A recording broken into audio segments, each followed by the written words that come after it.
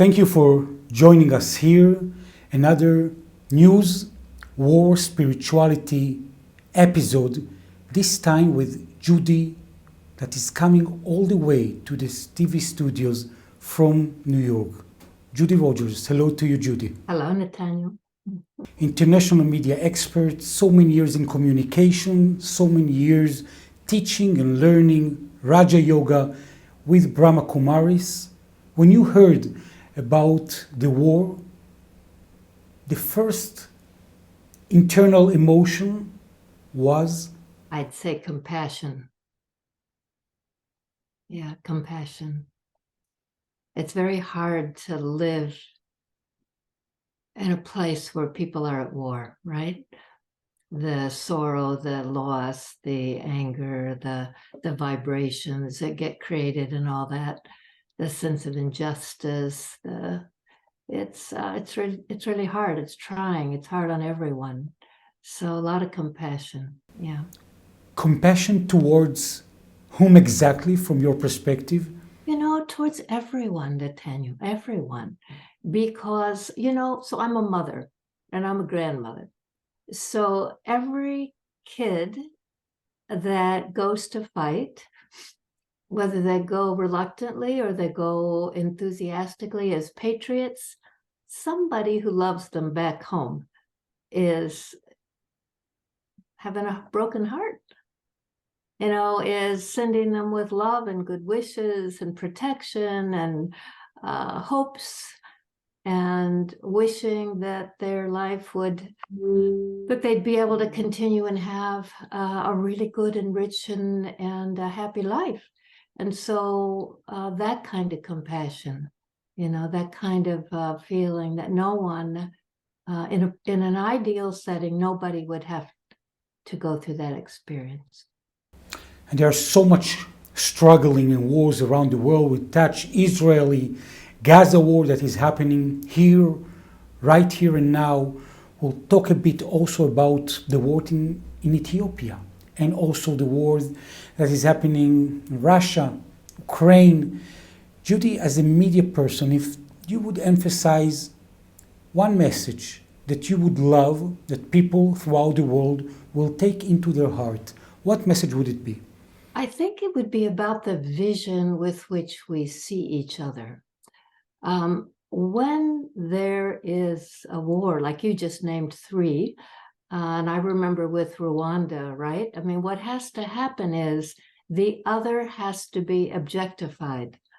They're no longer, it's no longer a son or a daughter or a brother or whatever. It's the enemy, right? It's the one that's done wrong to us. So our vision changes. We can't see them anymore as we might have if they lived next door. And so just to consider what possibilities we have for holding a vision that might bring us to the place we all want to end up in. So that would be my hope. I don't know if I sent you anything about this, but I spent about 20 years working with journalists in an organization called Images and Voices of Hope. And we focused on something we called restorative narrative. And it actually started after one of those massive killings, and it was of children. It was 7-year-olds. It was in a place called Newtown, Connecticut, which is very close to where I live. And the editor of that paper, Curtis Clark, the editor of the Newtown paper, said, I don't want this to be thought of as the saddest place in the world. He said, we need a new narrative. We need a redemptive narrative. So we renamed it restorative narrative and began to work on how do we tell stories that tell the bad part, the tough part, but also talk about recovery and resilience, because almost all, not about 80% of the populations are resilient. They come back from hard times, but the media usually doesn't. That's not the story, right? The story is of the events. So I would respond as a mother, as a grandmother, and as someone who loves people in media and the work they do. News, war and spirituality here, ContentoNow TV.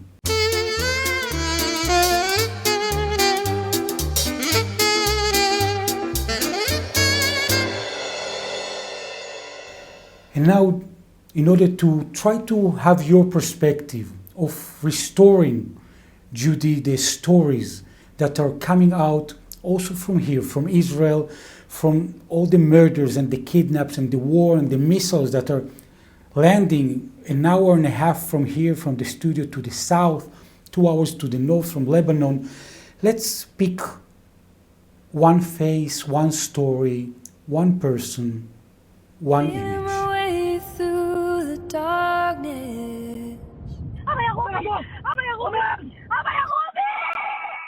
So wake me up when it's all over, when I'm wiser and I'm older. All this time I was finding myself, and I didn't know I was lost. So the Shoam family is there, and Yahel and Naveh, their children, some of them came back as part of a very important deals with Hamas. Some of them are still there.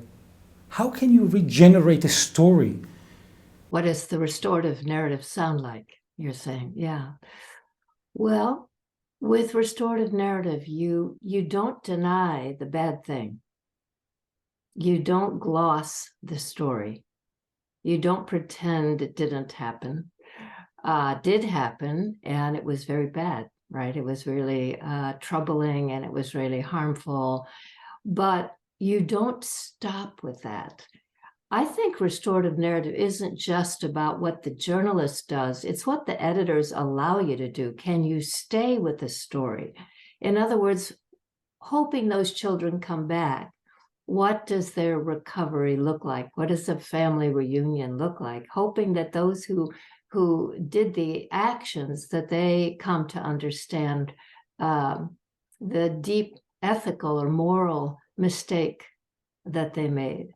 Hoping for tracking, not just hoping for, but tracking recovery and renewal and unity and rejuvenation. You just stay with the story. You don't stop with the bad moment. You stay with the story and you track the recovery and the resilience of those involved. So I don't think you should ever gloss. A bad thing is a bad thing, and people need to know. They need to know what happened, right? Their hearts won't rest until they know what happened. But all I'm saying is you don't stop there. You're talking about, as a media expert, international media expert for so many years, about the editorial team. So the Israeli Saturday Night Live, that they're calling here wonderful country, or in Hebrew, Eretz Nehederet, they were reflecting the Israeli sense about the international media, and specifically this time BBC.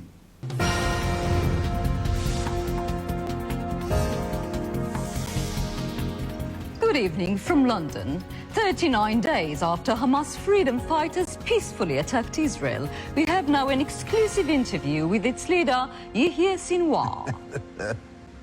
Yes, good evening, Rachel. Let me just correct you. Oh. There were also freedom rapists and freedom butchers. Of course, I apologize. Mr. Sinwar, I understand that you are now working towards a ceasefire. Yes, Rachel, you know me. Wherever there is fire, I say, let's seize it. All we are saying is give ceasefire a chance. The fire must be seized. Yeah, the situation in Gaza is terrible, Rachel. All innocent civilians are running out of town, so we are left without protection. With no human shield at all. So unfair. So unfair.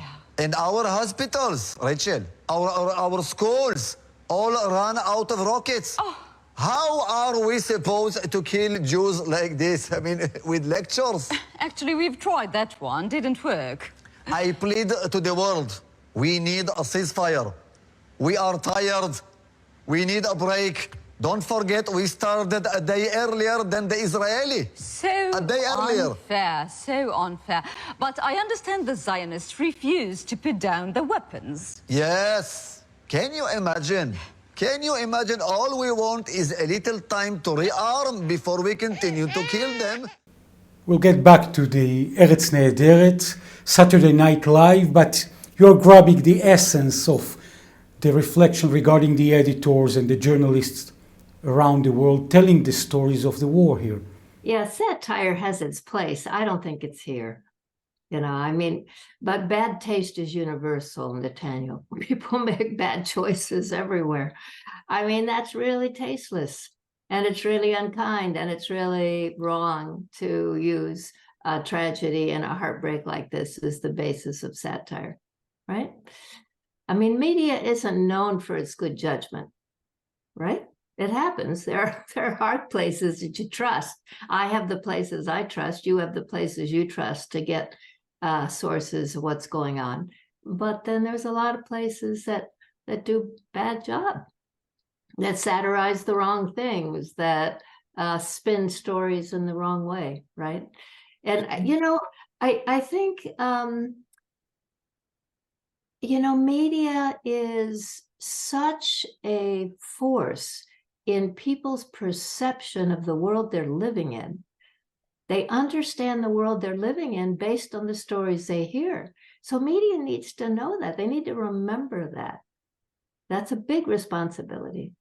So from your perspective, you're thinking that the problem is sometimes the satire, the sense of humor, instead of sometimes the way that international means of communications are covering the stories according to their own moral and their own professional standards, as the BBC? It's such important work. You wouldn't send a diplomat to a delicate situation who was insensitive like that, would you? You just wouldn't do it. You'd pick someone whose heart was right, whose mind was clear, who was compassionate, understood the impact of what they were doing, and you'd send them. It's the same with media. Media has the same diplomatic impact, the same responsibility. People make sense out of their world based on what they see and hear. But it's kind of uncontrolled. I mean, no one really controls the media. People choose what they want to watch. And so media, a lot of people in media believe that the more sensationalistic, the better. But I think that's the low ground. I think they're choosing the low ground when they do that. Do you think that sometimes, especially with your perspective in so many years as an international media expert, sometimes journalists are using the important tool that they have in order to create a post-fake or post-true reality? For sure. I mean, I think it's one of the calamities of our time, because especially in a democracy, right? Because democracies count on people making good decisions, on people understanding what's going on and being able to stand with clarity and make a good decision. If they're taking in news that's distorted, they can't make a good decision. They don't know what basis they're making their decision on. So I think that this is one of the ways that I think the commercial aspect of the news and media business lets us down, because they're both trying to be commercially successful, and yet they have this deep moral impact on what's going on. What made you to create your internal change in your life from dealing with media as we know it towards meditation and spirituality? What was the moment of shiftment? we can't say or create anything better than the condition of our inner mind, right? If my mind is sorrowful and vengeful, what comes out of my mouth or out of my computer or out of my microphone will have the exact same quality. I can't be any more elevated or eloquent than the condition of my inner state. And so when I was watching what was going on in media, I felt like all media was doing was counting, right? They were counting box office receipts. They were counting magazine subscriptions. They were counting, today you would say they count likes and shares. They were counting Nielsen ratings, but they weren't asking what is it that we're sending out into these living rooms, into these homes. Nobody was asking that. What's the impact of this story when it shows up on someone's television? No one asked that question. And so when you're not thinking about the quality of what you're saying, or you don't have the capacity to elevate the quality of what you're saying, then what's the point? So when I got to that conclusion, I really decided to put my effort at changing the quality of my mind. It means, Judy, that basically you felt that the business model of the media that you were working and exploring for so many years was counting everything but moralities? Yeah, that's what I felt. They wanted to know what's the quantity, how many eyes are watching, how many televisions are on, but they weren't asking what's happening to the people behind those eyes or sitting in those living rooms. So you found yourself talking, speaking, thinking, wishing, aiming for another perspective, more deeper one? Yeah, I found myself wanting to work with those others in media and other places, other countries, as well as the US, who felt like I did, that it potentially could either dishearten people on a massive scale and depress them and upset them, or it could uplift them on some level. But it couldn't do any better than the condition of the minds of the people involved. You, Nathaniel, can't do anything more elevated than your own thinking. There's some reason you've chosen to do this program that sets you apart from other journalists. Has to be. There has to be something going on in your mind that made you make that decision. That's what I'm interested in. That's what I became interested in. How do we change what's going on in our mind? Some of my closest professional friends are working as colleagues in the top networks, especially here in Israel. And as you mentioned, everything is being counted all times.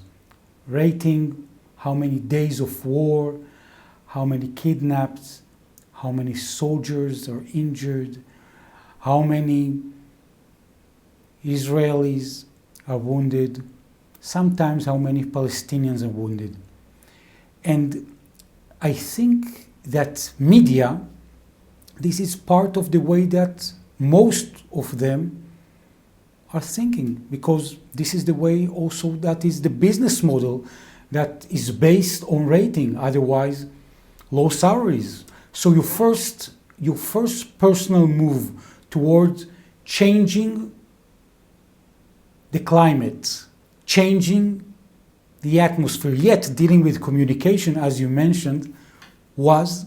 Well, I left the media business. I left it a couple of times, and I really, you have a habit, you see the world a certain way, so you resign and you resign again. But ultimately, I really turned my attention to understanding consciousness, awareness, and understanding how our awareness changes the narrative that we're living and that we're explaining to others. So it took a long time. I've been at this for almost 30 years. And I'd say for the first 10 or so, I was making a lot of effort, but my old habits of thinking were very strong. And I think when you make that shift in how you're looking at things, you don't really know you've made a change until one day you're confronted with something and you see it differently. You look at it differently. And once you're looking at it differently, you realize, okay, now I can show up differently because I don't see it the same. So let's go to another part of the world, to Ethiopia, to Tigray conflict. There's a very, very profound and deep media report that is coming from there. In the first 7 months during which the Ethiopian government forces and allied troops from Eritrea controlled the Tigray region, they have committed the most horrendous war crimes, including weaponized sexual violence, massacres, man-made starvation. The conflict has killed thousands and left over 9 million people in humanitarian disaster. My name is Lucy Casa. I am a freelance journalist for Al Jazeera, and between us, I have witnessed the worst of humanity when covering this conflict. The Tigray conflict is an ongoing civil war which broke out in November 2020, following months of political controversy between the Ethiopian federal government, led by Prime Minister Abiy Ahmed's Prosperity Party, and the Tigray region government, the TPLF. The political controversy was over election postponement. The Tigray region government considered the postponement a threat to its self-determination right. And in November 2020, Prime Minister Abiy Ahmed sent troops to Tigray region, accusing the Tigray government of attacking a military base. After June 28, the Tigrayan forces... And then the conflict comes again in another part of the world, brutal as it is here. What is your perspective, since it's happening and repeating again and again, and we'll go in a bit to Ukraine and we'll see there? This requires that you really ask yourself about the condition of the minds of many of the people in the different cultures. What's going on such that their sense of rage, their sense of futility, their sense of us and them is so dominant in their thinking that their recourse is to do the kinds of things you're talking about. And we know there are many more, right? There's what's happened to the Rohingyas. There's, there's just countless examples in small ways and big ways. So you have to ask yourself, what's going on in the world that is causing this kind of breakdown and brutality in so many places? My understanding is that the world has experienced a kind of entropy, that the weakness that we see in nature, in the soil and the air and the oceans, all of the climate change things, the weakness we see there is also in human beings. There's a weakness in the mind as well. And that there's two energies at work right now, that there is a descending energy of breakdown and anger and frustration and vengeance, and that there's also an ascending energy. There are a lot of good people trying to bring peace and light to the world. You're one of them. You wouldn't be doing this kind of a program if you weren't in that group. There's a lot of people working very hard to turn around this breakdown in so many cultures.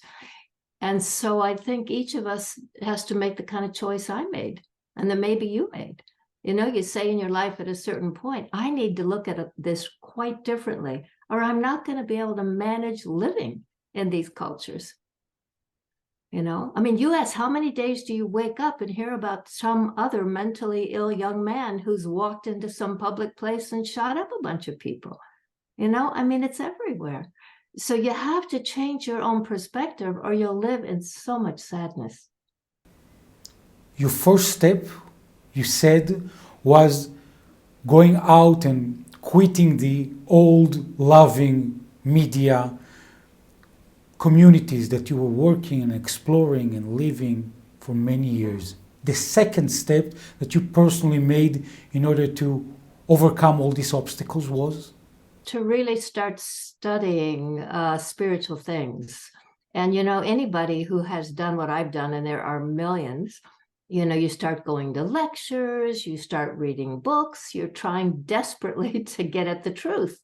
You're trying to understand what's going on, what causes the habit of thinking that puts us in this condition. So that's what I did. I began studying spiritual things and practicing. Study is one thing, reading is one thing, but practicing means I'm going to change the thoughts in my mind. Normally when such and such happens, I react like this, but in my new consciousness, however long it takes you to get there, when that thing happens, I react differently. I respond differently. That's the second step. When you're seeing, once you're covering, for instance, this kind of media events, let's try to elaborate. How did you respond before and now is your new perspective now? So it comes from Ukraine-Russia conflict. Zelensky also called for speeding up the construction of fortifications, particularly in key sectors, this in lieu of pressure from Russian forces. And the visit comes amidst ongoing Russian assaults on the Kupiansk front, a sector where Moscow is seeking to regain ground lost in a counteroffensive over a year ago. Now, while Russia has made some incremental gains since September, the front lines have yet to see significant shifts. Meanwhile, a tragedy unfolded in the eastern Donetsk region, where 2 people lost their lives and 10 others were severely injured after an overnight Russian missile assault. Ukrainian officials also said that a family of 3 is believed to be trapped under the rubble still. Now, when you're seeing that and seeing all the atrocities that are happening in Ukraine as part of the war in Russia, your new reaction is? One tends to take a side, right? The bad Russians, the good Ukrainians. Sometimes there's just bad, you know, sometimes there's just a violent terrorist and you just say they're just bad.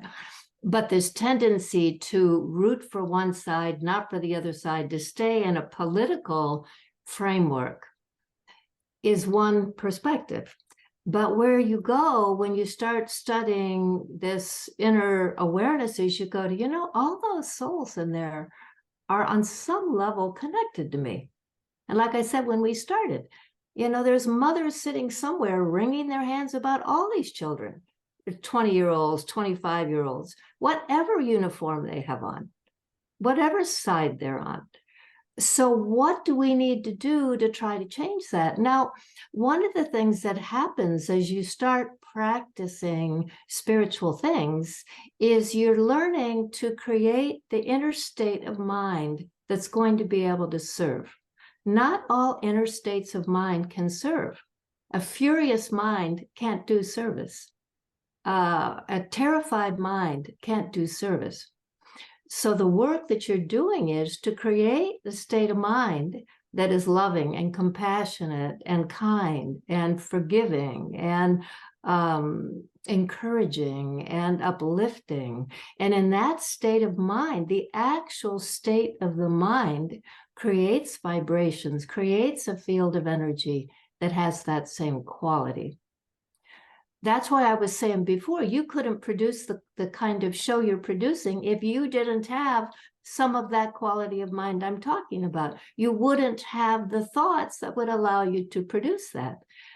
Do you see what I'm saying? First of all, thank you for your kind words. I appreciate it very much. Yet one question. You're saying that you are very, very determined not to emphasize, if I understood you correctly, who are the bad guys and who are the good guys. And for instance, a few days ago, the head of Harvard University, the president, she was sitting in Washington, and they were asking her whether she will resent people that will say something against Jewish people. And while seeing that, she tried to go in between the drops, saying, well, no good and bad, it depends on the context.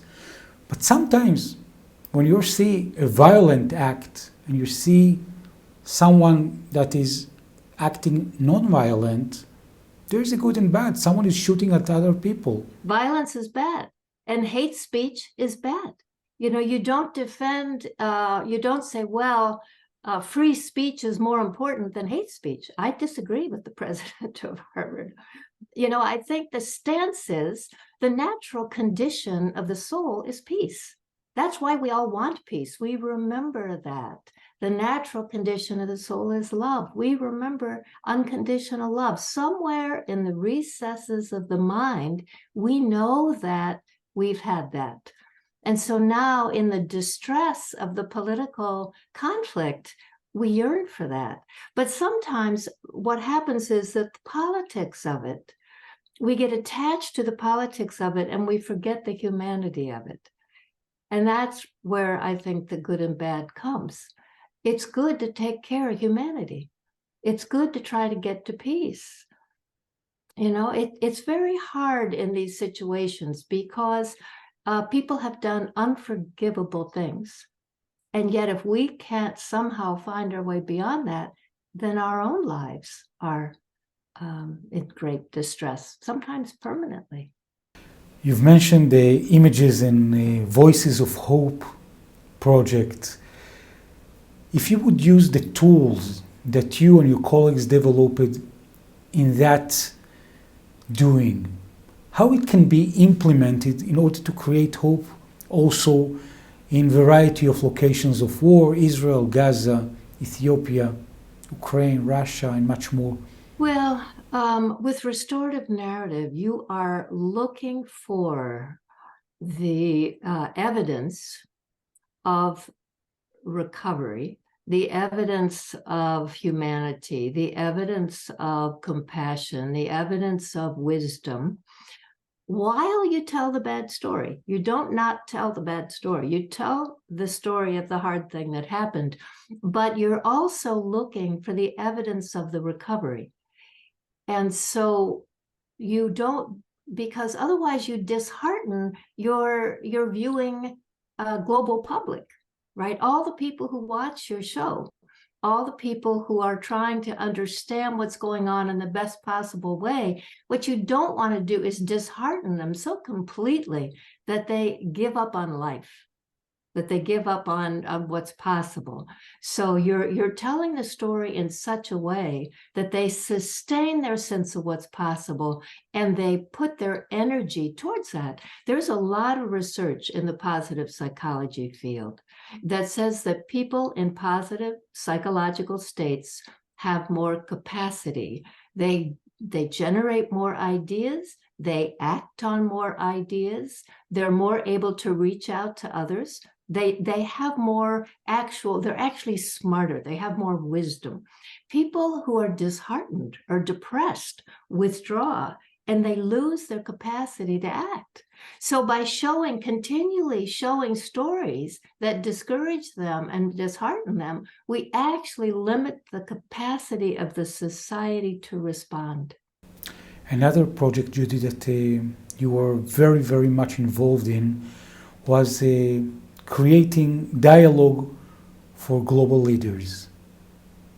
Do you think, especially in these intriguing times, this kind of dialogue can be done between Israelis, Palestinians, Ukrainians, Russians? I'm not implementing only about the politicians, but about true leaders.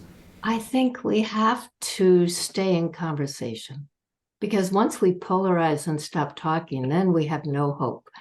And there's always wise people in the midst of those unwise ones. There's always ones who are more discerning, who are seeing what's going on, who have bigger hearts, quieter minds, who have more wisdom. And when the others hear them talk, they're persuaded. They're persuaded by that wisdom, and they can leave their rancor. Not everybody. There are people who are so angry and so bitter that all they want is revenge. But that's not everyone. And you have to try to get, the way I think of it is, if the descending energy is over here, the energy of breakdown, and the ascending energy of peace and upliftment is over here, you're trying to get, each time someone makes a decision, they either choose anger and hatred and enlarge this pool, or they choose peace, reconciliation, patience, love, etc., and enlarge this pool. You're just trying to get more people to make that choice, because eventually you reach a critical mass. So perhaps using all these elevated tools that you're talking, learning, teaching, implementing in your life, perhaps you could share a short meditation coming all the way from the upper northern side of New York, United States, towards fields of conflict. Here, Israel, Ukraine, Ethiopia, and so much more. All right. Well, when we're going to move into that state, you get quiet first, right? You quiet your mind, and you acknowledge all of that craziness going on out there, all of those conflicts, all of those vibrations. But then you turn your mind inside. And when you turn your mind inside, at first you realize that the wars that are out there are also in here. And so that if you're going to have any impact out there, you have to start by quieting the wars inside. So you locate yourself as like a point of light. And most believe that this point of light sits behind the eyes. So you locate yourself as the true self, not the political animal, not the American, not the Israeli, not the Ukrainian, not the Russian, not the Ethiopian, but you are just the true self, the eternal one who's in this body living this life. And you invite the mind to become quiet. Now, as the mind becomes quiet, the thoughts begin to slow down.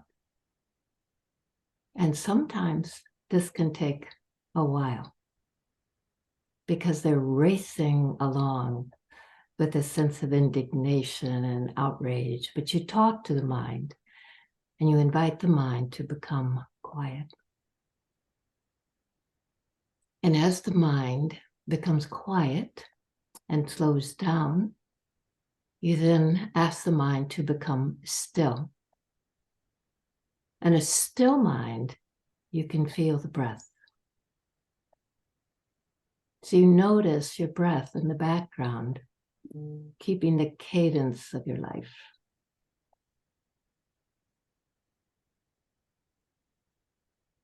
And with that still mind, you bring it one thought. So bring it a thought of peace. I am peace.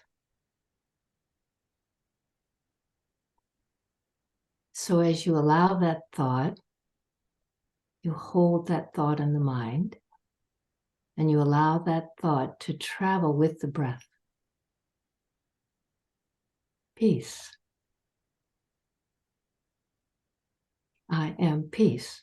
No matter what's going on, outside, or no matter what thoughts have been racing inside for these few minutes, I am peace.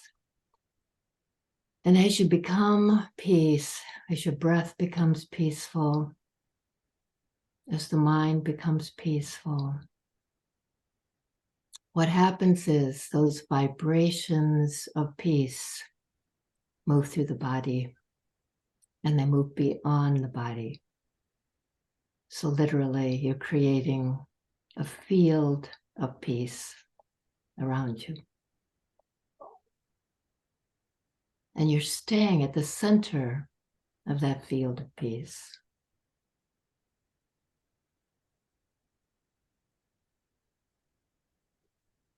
And then you can take your mind and pick one place, one soul that needs peace right now. So maybe we take that little family of 4 that we saw in your very first clip. You envision that family, and then you send vibrations of peace. And you hold the thought, you are peace. And whatever goes on outside, you, the soul, are at peace. Judy Rodgers, first of all, thank you for the peaceful words, vibrations, and the meditations that you've led.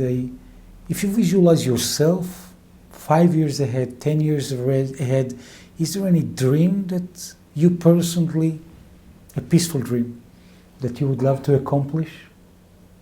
I think the dream is that more and more of us will feel that sense of, even though it's trite, the sense of brotherhood. You know, that my brothers in Israel are struggling right now, and that this will pass and they will be at peace. And the same in Ukraine and Russia, and the same in Palestine, and the same in Ethiopia and Myanmar, and just the experience that the world finally comes to accept who we really are when we're at our best. And to believe that that is not only possible, but inevitable. Neither of us has a secret magician's ball, yet do you think that the timetable to accomplish this kind of dream will be happening within our lifespan? I think the force of goodness that actually has already entered the world and as at work will ultimately transition the world. I absolutely believe that. Judy Rodgers, the international media expert, the teacher and student, as we all in the spiritual journey, Brahma Kurmaris. First of all, I want to thank you, and I want to thank also Sharona Stillerman that is helping to create and to visualize this kind of encounter. Thank you so much for joining us. Have a lovely evening. Thank you very, very much, and thank you all for being also in this unique episode of News, War and Spirituality at ContentoNow TV.